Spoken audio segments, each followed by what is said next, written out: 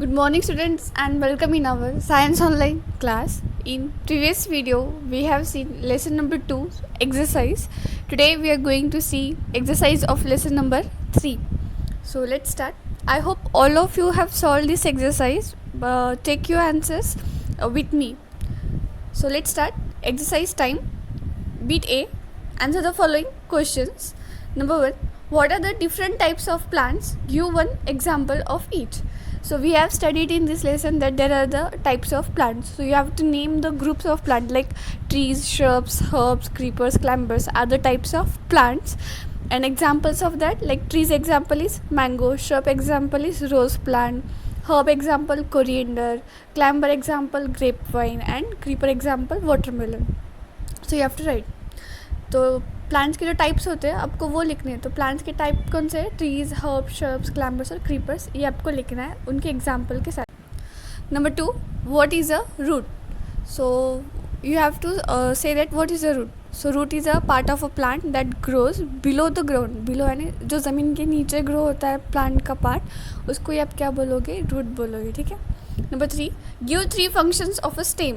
तो आपको कोई भी 3 फंक्शन यानी स्टेम का क्या काम है, 3 कौन से भी आपको वहाँ पे लिखने हैं. तो स्टेम का क्या काम होता है? एक तो रूट्स के पास से जो भी वाटर मिनरल्स है वो लेके बाकी सब प्लांट्स को प्रोवाइड करना और प्लांट को सपोर्ट देना. ठीक है. उसके साथ ही साथ जो स्टेम होता है उसके ऊपर क्या आते हैं? लीव्स, ब्रांचेस, फ्लावर्स, ये सब ग्रो होते हैं. उसके अलावा स्टेम क्या करता है? फूड भी स्टोर करके रखता है. तो ये सब सारे किसके फंक्शंस है? स्टेम के. तो इसमें से आप कोई भी 3 लिख सकते हो. Number 4, why are leaves called the food factories of the plants? So why leaves are called food factory? Because leaves produce food. That's why leaves are called as food factory. Leaves खाना बनाते हैं इसलिए हम उनको food factory कहते हैं. Number 5, what are the 2 parts of a flower? तो flower को हर फ्लावर 2 पार्ट्स में डिवाइड होता है. तो वो कौन से? उस पार्ट्स के आपको नाम बताने. तो वो है पेटल्स एंड सेपल्स. ठीक है. पेटल यानी पंखुड़िया और सेपल यानी वो जो उसका जो गुर्दा होता है नीचे का, मतलब जिससे पेटल्स बांधे रखते हैं उसको हम सेपल्स बोलते हैं. तो फ्लावर 2 पार्ट में डिवाइड किया, एक सेपल और एक पेटल. ठीक है. Give functions of a fruit. तो फ्रूट के क्या फंक्शंस है? जैसे स्टेम का हमने देखा था कि स्टेम का कैसे काम होता है, वैसे फ्रूट्स के भी कुछ काम होते हैं. तो वो क्या होते हैं? So a fruit's main function is to protect the seed. Fruit of most of the plants are edible and are eaten by us. For example orange, mango and apple. ये जो फ्रूट्स होते हैं ये हम खाते हैं, मतलब खाने के लिए हम फ्रूट्स का यूज़ करते हैं. साथ ही साथ ये जो फ्रूट का दूसरा काम क्या है कि वो सीड्स को प्रोटेक्ट करके रखता है. तो ये 2 फंक्शंस है फ्रूट्स के. ठीक है. 7, व्हाट इज़ जर्मिनेशन? जर्मिनेशन मतलब क्या होता है? तो the process by which a seed grows into a new plant is called germination. मतलब बीज से जब एक नया प्लांट उगता है, उसको ग्रो होता है, उसको ही आप क्या बोलोगे? उस पूरे प्रोसेस को आप क्या बोलोगे? Germination. Number 8, define edible seeds. Edible seeds का मतलब क्या होता है वो बोलना होता है. तो ऐसे सीड्स जिसको हम खा सकते हैं उसको ही हम बोलेंगे एडिबल सीड्स. सो आप लिखते हो किसको, किस तरह से लिखोगे? Seeds which we eat is called as edible seeds. ठीक है. Bit B, fill in the blanks. Plants that grow along the ground are called. Along देखो तो जो ग्राउंड से लग कर जो ग्रो होते हैं ऐसे प्लांट्स को हम क्या बोलते हैं? क्रीपर. तो जो मिसिंग वर्ड है वो क्या है वहाँ पे? Creeper. Number 2, the part of a plant which grows above the ground is dash. तो प्लांट का ऐसा पार्ट जो ग्राउंड के ऊपर ग्रो होता है तो वो क्या है? वो है shoot. 3, trees have a dash, comma dash and dash stem called trunk. तो जो ट्रीज़ का जो ट्रंक होता है वो कैसा है? हार्ड, स्ट्रॉन्ग और उड़ी. Number 4, a number of small openings called dash are present on the surface of a leaf. Leaf पे ना बहुत सारी ओपनिंग्स होती है, उसी ओपनिंग को हम क्या बोलेंगे? Stomata. Number 5, the major function of a dash is to give rise to a new plant. तो ये जो फंक्शन है कि न्यू प्लांट ग्रो करने का, तो ये किसका फंक्शन है? तो ये सीड का फंक्शन है. ठीक है. Bit C, tick the correct answer. C sentence दिया है, उसके लिए 3 ऑप्शन सबको दिए, तो उसमें से एक वर्ड करेक्ट होगा, तो जो करेक्ट होगा आपको क्या करना है, उसको टिक करना है, ठीक है। Number 1, plants with weak stems are called. ऐसे प्लांट्स जिनके स्टेम वीक होते हैं उसको आप क्या बोलोगे, क्रीपर्स, ठीक है। क्योंकि ट्रीज़ और जो श्रब्स होते हैं उनके जो स्टेम होते हैं वो स्ट्रॉन्ग होते हैं, वो वीक नहीं होते। और सिर्फ क्रीपर ही ऐसा प्लांट है जिसके जो स्टेम है वो वीक होते हैं, इसलिए हमारा आंसर क्या है यहाँ पे, क्रीपर्स।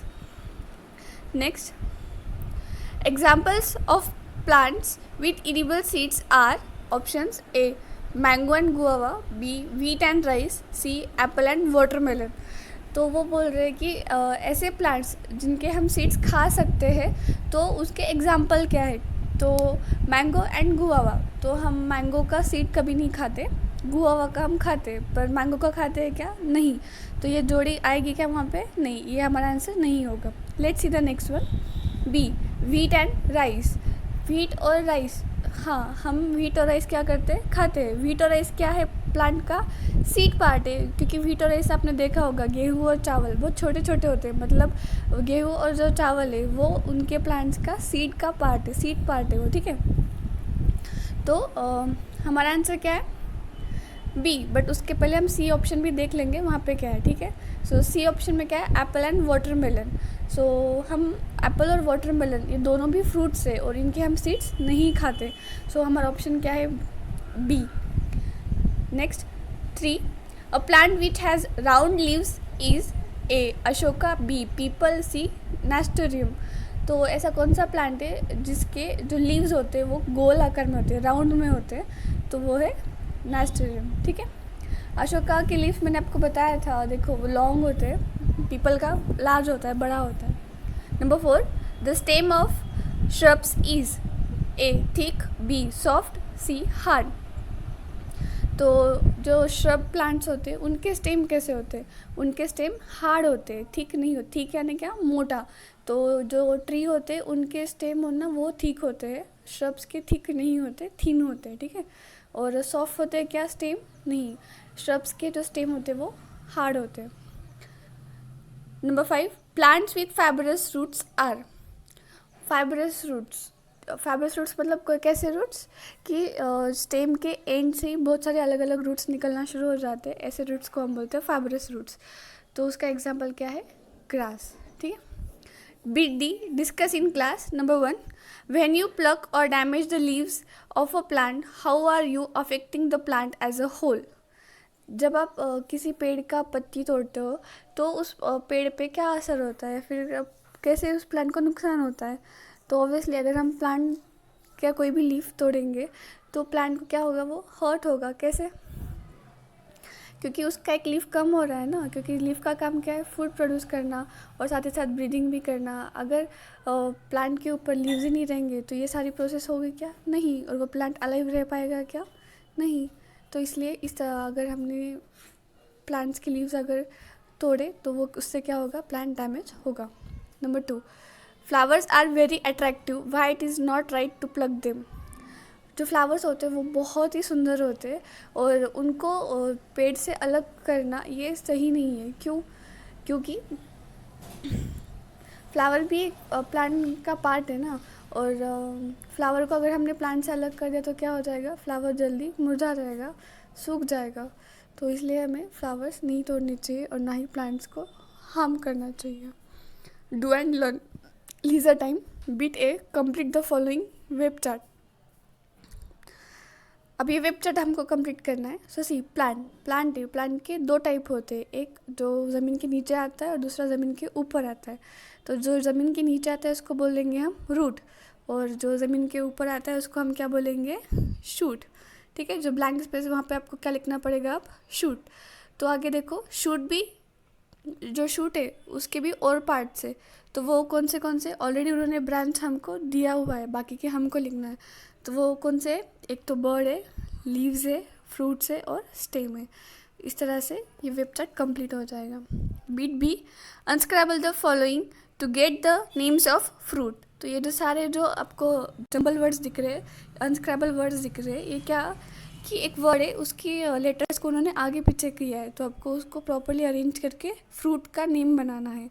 सो ये जो अनस्क्रैबल वर्ड है, तो इसका क्या होगा, इसका हुआ होगा गुआवा। नेक्स्ट जो क्या है वो है ऑरेंज। थर्ड पे क्या है, थर्ड पे है ग्रेप्स, ठीक है। फोर्थ पे क्या है, चेरी। फिफ्थ पे क्या है, पियर। और सिक्स पे क्या है, आपको तो इजी चला जाएगा, ठीक है। Let's see the next. Complete the given story using words from the box. जैसे कि आप देख सकते हो यहाँ पे इस बॉक्स का आपको हेल्प लेके ये पूरी जो स्टोरी है वो कंप्लीट करनी है। So let's do it. 3 little droplets of water, tiny toad, Droppy and Timmy enter a plant through its। तो देखो 3 पानी की बूंदें होती है जिनका नाम किस तरह से, एक का है टाइनी टोड, दूसरा है ड्रॉपी एंड तीसरा है टिमी। तो ये तीनों ये जो पानी की बूंदें हैं ना, ये प्लांट्स में एंटर यानी प्लांट्स में जाना चाहते हैं।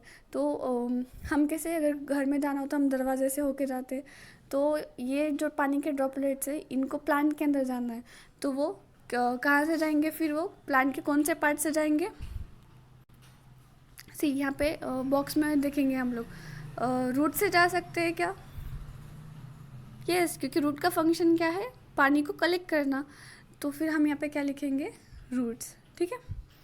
आगे फिर स्टोरी को बढ़ाते हैं। They reach the dash which is like a soft green pipe. तो फिर वो रूट से अंदर जाने के बाद वो कहाँ पे चले गए, एक ऐसी जगह पे चले गए जो कि एक ग्रीन पाइप की तरह दिख रहा है, सॉफ्ट और ग्रीन पाइप की तरह है। तो जो पानी होता है वो रूट्स अपने अंदर लेने के बाद उनको वो किसको देती है, तो वो देती है स्टेम को। सो आप फिर यहाँ पे क्या लिखोगे, स्टेम, ठीक है। Next, this pipe takes them to various parts of the plant. तो ये पाइप क्या करती है कि उन 3 ड्रॉपलेट्स है, पानी के जो बूंदे, उनको प्लांट के वेरियस मतलब अलग अलग पार्ट्स में लेकर जाती है।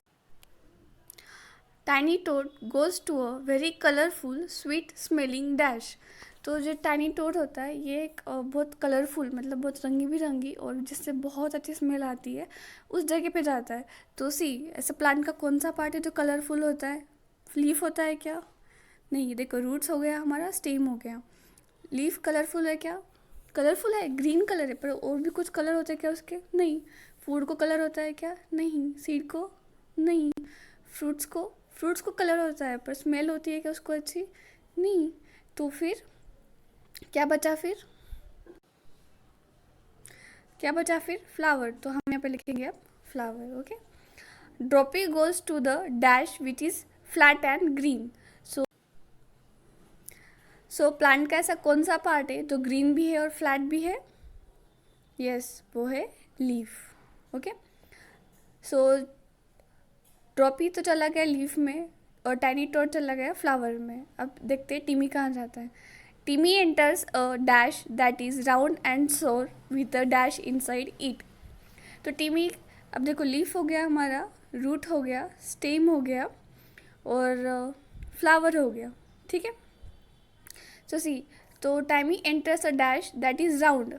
तो राउंड भी है और सोर भी है, सोर यानी खट्टा। तो वो ऐसा कौन हो सकता है, वो है फ्रूट। तो हम यहाँ पे लिखेंगे अब फ्रूट। और फ्रूट के अंदर क्या होता है, यस, सीड। तो हम लिखेंगे अब seed. See, tiny toad and Timmy stay as it is with the plant for a long time. Droppy on the other hand helps the plant to prepare।